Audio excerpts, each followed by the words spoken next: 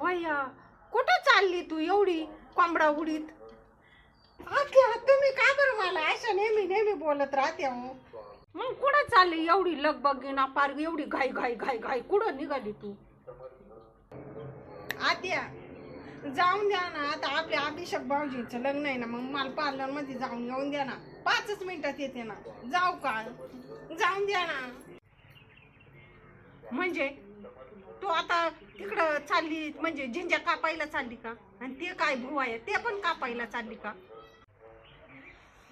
तू आधी घरात होती का नाहीस मला सांग. हा, तू आधी घरात वय महापौर याच्यासाठी कामाला जातं का? रात्रंदिवसाचं कष्ट करतं, काम करतं, आणि तू जाय तिकडं पार्लर मध्ये झिंजा कापायला. तू घरात वय, मला सांगू नको. तू घरात होती का? ते भांडे घासून घे. भांडे पडले एवढे मोठे भांडे घासायचे, ते नाही काही नाही. घरात वय.